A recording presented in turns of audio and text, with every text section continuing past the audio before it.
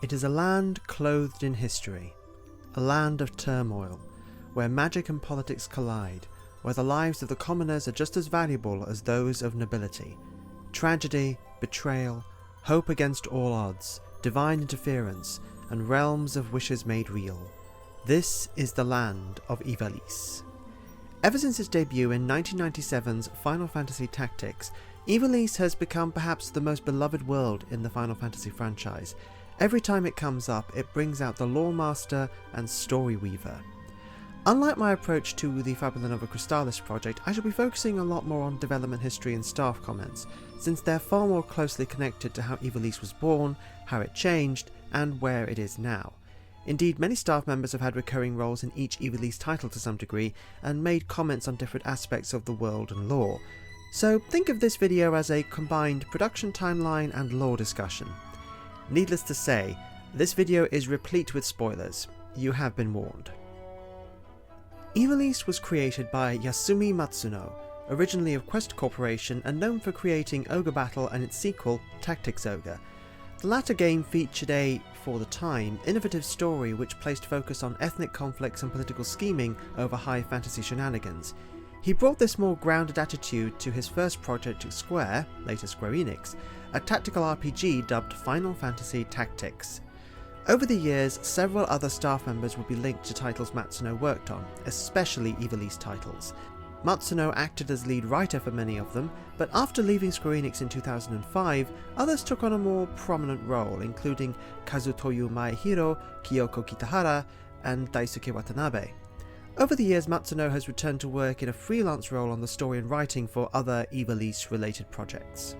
The striking art design, very much distinct from the established styles of Amano and Nomura, was created by several artists. Character designer Akihiko Yoshida, art directors Hideo Minaba, Hiroshi Minagawa, and Isamu Kamikokoryu, and later character and art designer Ryoma Ito. They created a specific aesthetic for the world and set the tone for each entry. Yoshida and Minagawa's styles tended towards the more serious side. Minama and Kamikokoryu created ethereal and mythic backdrops, and Ito's designs injected a playful element into his projects. The localization was most often handled by Alexander O. Smith and Joseph Reeder, either separately or working together. They lent an elevated style to the writing, which became a staple for the setting. The original Tactics was translated by Michael Baskett, while its later War of the Lions port saw Reeder being helped by Tom Slattery. Overall, while there were some stylistic variations, the overarching tone is one influenced by early modern English, think Shakespeare and his like. Then there's the music, which you'll be hearing throughout this video, alongside my voice. Every single Ivalice title has had a score worked on by Hitoshi Sakimoto, who also worked with Matsuno on the Ogre Battle series. He most often worked with Masaharu Iwata, but also with other composers at his studio, Basescape. His is the sound of Ivalice. Final Fantasy Tactics is set in the medieval kingdom of Ivalice, millennia after an unspecified cataclysm which destroyed an earlier airship-using civilization and wiped many other species, including Mughals, from the map. Ivalice is currently being torn apart by a civil war between the sibling dukes Goltana. This conflict, dubbed the War of the Lions, is told as a recently unearthed historical account revealing the truth behind two key figures: Delita, the championed hero of the war, and Ramza, a previously hidden figure. What begins as a politically driven conflict with ordinary people caught in the middle becomes a race to save the world from the Lucavi, powerful demons who are using the Church of Glabados to further their schemes. Matsuno created the story of Tactics based on a number of things. Its overarching theme was inspired by the social fallout of Japan's economic crash in the early 1990s, which brought out some ugly social truths. The main narrative, which focused on a recovered historical account, was inspired by both the then recent discovery of the Dead Sea Scrolls and Umberto Eco's historical mystery novel The Name of the Rose. While exact information is scarce, in interviews Matsuno said he created Ivalice to be a place with rich lore and history, but also a blank canvas in which many stories could be set. Following Tactics, Matsuno wanted to create something new, and his next project was the experimental Vagrant Story, released in 2000. Set in the Kingdom of Valendia, The story followed spy Ashley Riot as he is sent to infiltrate the conflict between two factions vying for dominance, the priesthood of Iolcus and their Crimson Blade Knights, and Mullenkamp, a cult led by the enigmatic Sidney Losterot. All the action takes place in Liamond, a city with ties to a powerful magical energy dubbed the Dark. Matsuno again wrote the story and script, and while the scenario had half its contents cut to meet the game's release, it still stands as a complex and complete storyline. As with Tactics, Matsuno approached the scenario with a set theme, in this case how people interpret information in favourable ways and how facts change depending on who is telling them. He also wanted a less sprawling adventure, comparing the structure of Vagrant Story to a television drama as opposed to the wandering epic style of Tactics. While Matsuno had drafted a sequel concept, he also felt the story concluded naturally with a single game. You may have noticed this game doesn't bear the Final Fantasy moniker. The thing is, Vagrant Story wasn't initially intended as part of Ivalice.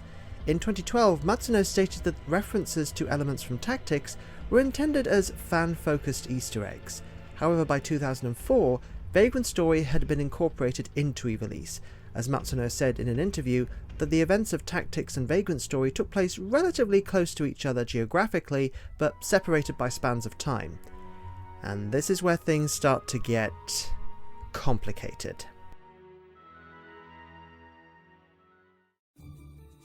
A combination of circumstances led Square to partner with Nintendo after long estrangement, with Nintendo suggesting a title for the Game Boy Advance portable device.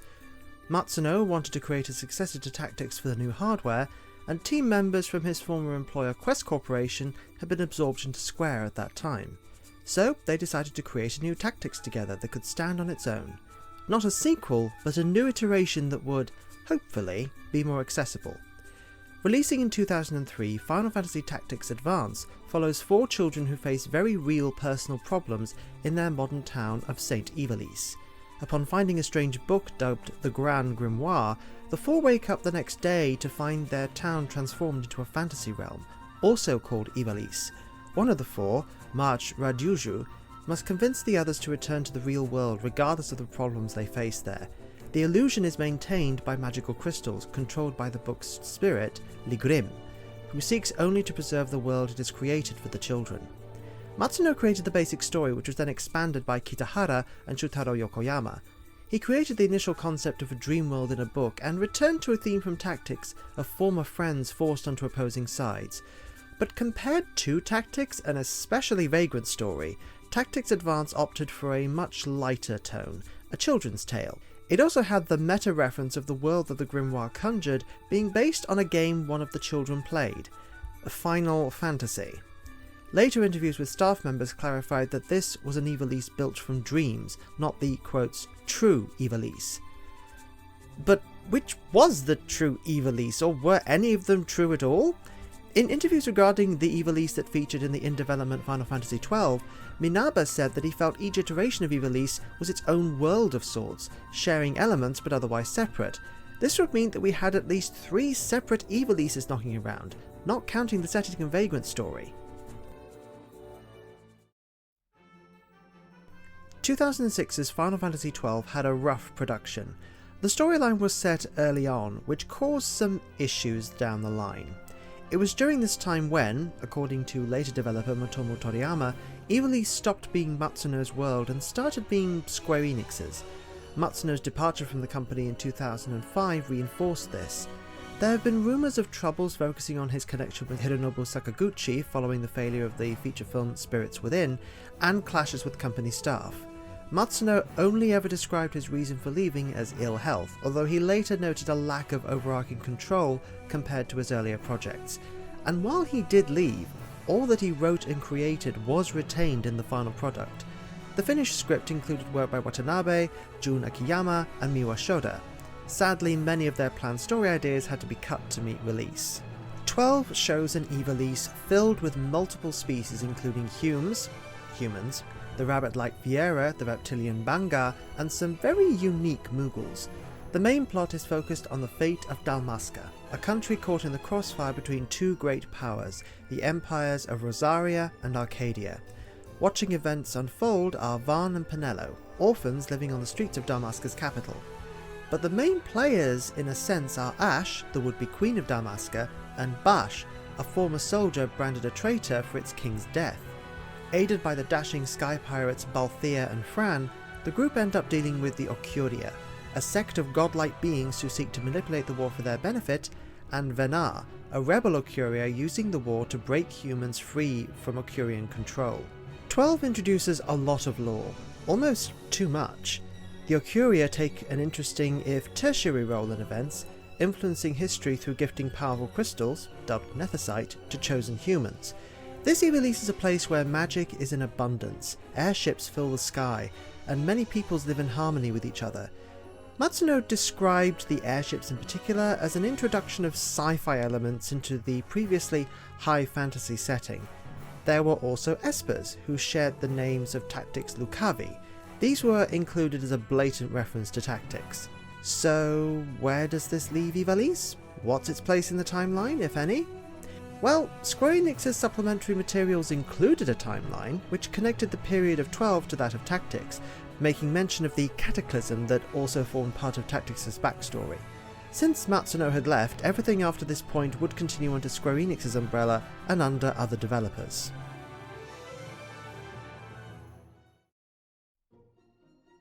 In 2006, Square Enix revealed a new project dubbed the Ivalice Alliance, with all its titles releasing in 2007. This was a time when Square Enix was focusing on strategies of expanding across platforms and into other media, a strategy it called polymorphic content. The Final Fantasy series at this time was dominated by 3 such projects: Fabula Nova Crystallis, Crystal Chronicles, and the Ivalice Alliance. There were 3 known titles in development for the Ivalice Alliance, with the teams working separately apart from communicating so they didn't cover the same narrative ground. The first game in the project was Final Fantasy XII Revenant Wings.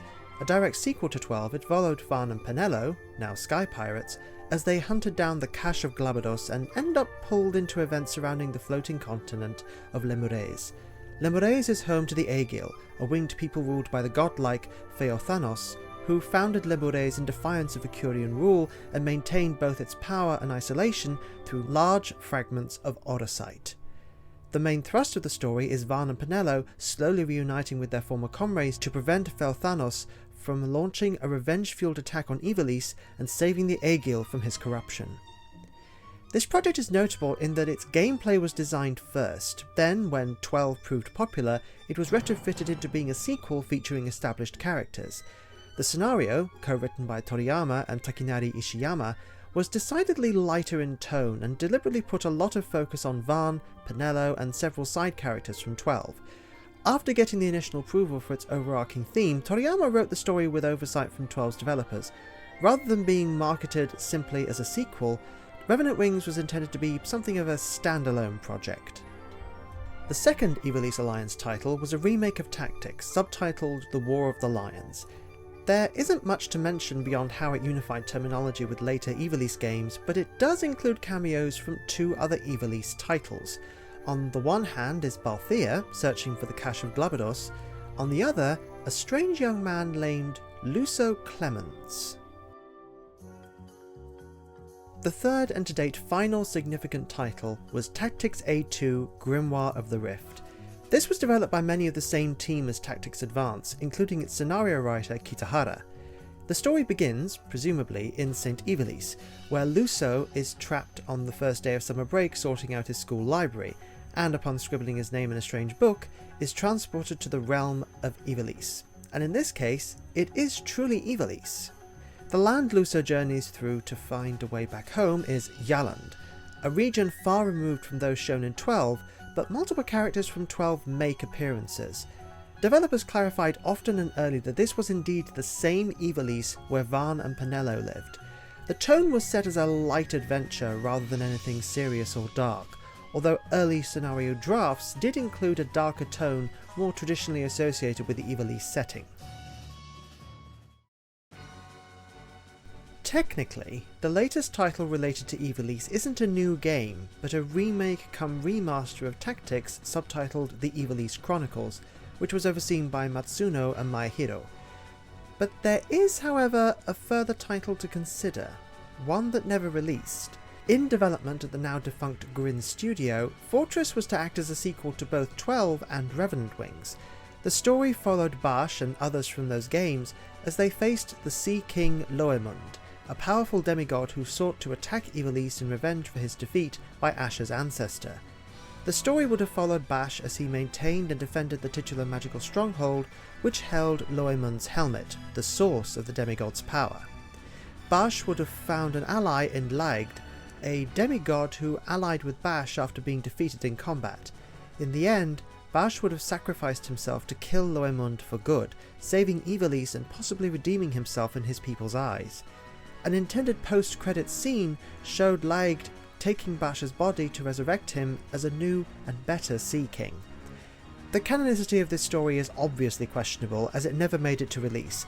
Its development is a tragic tale, although its lead writer, Ulf Andersson, despite initial and understandable anger, ultimately felt its cancellation was a good thing in retrospect.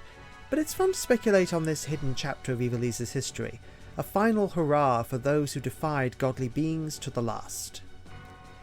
In a further wrinkle, there are titles where Ivalice isn't used for anything other than set dressing, specifically the Crystal Defender and Tacitcs mobile titles. These should barely be counted at all, as they hold little if any connection. They merely reuse character designs and musics from Tactics A2. Further, there is the Ivalice of Final Fantasy XIV. This raid series within the MMORPG entry, scripted by Matsuno at the invitation of the project's director, Naoki Yoshida, focuses on retellings of multiple Ivalice concepts. These include a retread of some of Tactics' plot, and incorporating elements from 12 and the drafted Vagrant Story sequel. This definitely isn't to be considered as part of any true canon, as it's been specified as its own separate place, a reimagining of previous elements, as is common in the grab bag world of 14.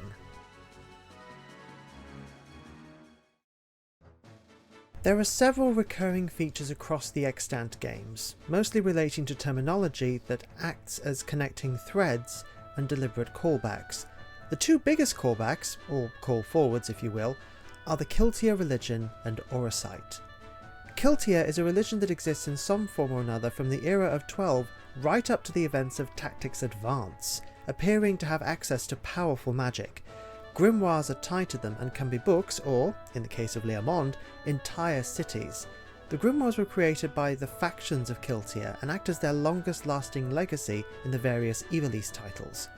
Orosite appears to be some kind of derivative of the Nethicite, but longer lasting.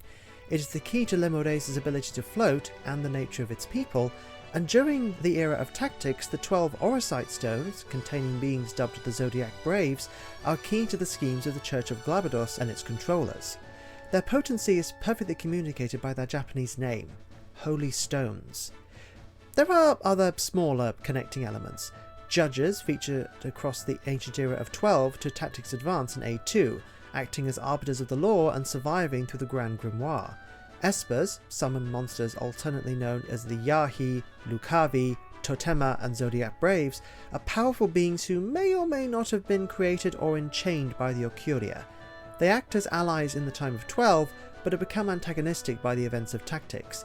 The name Glabados appears in several titles, with its most notable owner being Ajora Glabados, the namesake of the titular church. The Dark, mentioned either obliquely or directly, is a feature primarily in the eras of Tactics and Vagrant Story, and is a powerful but dangerous magic tied to the dead. So, how does any kind of timeline work here? We have seen that, at one point, Ivalice was technically multiple iterations of the same world, not a single continuous tale. Later titles have worked their way into different parts of the lore, and references continue to be made, tying most, if not all, the games together into a single history. Having delved into the lore, development and stories of the Ivalice titles, here is the timeline as it appears to me. The first three titles are the easiest to place. Final Fantasy XII sits at the beginning of the timeline, during an age of magic and advanced technology, a comparative golden age where humans lived alongside multiple other peoples. The Ocuria sought to manipulate events, but a few brave souls defied their will and brought peace between the great powers of Rosaria and Arcadia, saving the kingdom of Dalmasca. present in the world was the Kiltia religion, an ancient belief system. It may be during this time that the priestess Mullenkamp held sway, creating the city of Leomond. It is more than likely that during this time or before, Kiltia created the grimoires. In Revenant Wings, certain characters found that their actions in 12 had consequences, revealing a previously hidden floating land also touched by the Okuria's schemes. Here too is found Orosite, magical stones which could hold espers. At an unknown point after this, in Tacitcs A2, a stranger from some future time is whisked into the distant lands of Yalland by a magical grimoire, embarking on a quest with a local guild against a criminal syndicate that wants to destroy that grimoire. And perhaps, lost in Apocrypha of the era, is the story of a grand battle to the north of Ivalice, with a foe unseen among allies of old. A battle where the ultimate sacrifice was made to save the land. At some point after the age of 12, the Cataclysm struck, wiping all peoples but the humans from the face of Ivalice. It was during this time that Ajora Glabados was born, going on to be executed for attempting to use forbidden Orosite as a vessel of the Lucavi. His death proved the origin of the Church of Glabados, which would grow to become the dominant belief system in the surviving lands. Nations rise and fall, including the now Kingdom of Ivalice, which becomes involved in costly wars and then civil war. A secret scheme by figures within the Church of Glabados to use the Zodiac Braves is thwarted by Ramza Beolv, whose story is lost to time through the Church's influence until it is restored many years later. By the era of Valendia, two new politico-religious forces struggle in the shadows. The Mullenkamp cult, named after the titular priestess of Kiltia and backed by a powerful nobleman, and the priesthood of Iolcus, which may or may not be descended from the worship of Ajora. Those among the priesthood seek to control the Dark, and Mullenkamp's leader Sidney seeks a worthy successor to the Dark's power. By the end of the so-called Greylands incident, Leomond is destroyed, Mullenkamp and the priesthood's Crimson Knights have died in the conflict, and the Dark has a new and worthy master in Ashley Riot. It is possible that an alternate Ivalice exists, one without any true fantastical elements where Kiltia's grimoires somehow manage to end up. Alternatively, it could be even further into the future, at a time when Ivalice's glory days are literally myths. Regardless, in a modern town, coincidentally called St. Ivalice, a group of young children find a surviving Grand Grimoire, activating its power and creating a dream realm based on the Ivalice of their imagination, perhaps inspired by fragments used as myth in popular media. Years after this, one of those children has grown and meets up with a young man called Luso, who also had an encounter with another grimoire, taking him back to a time lost to myth.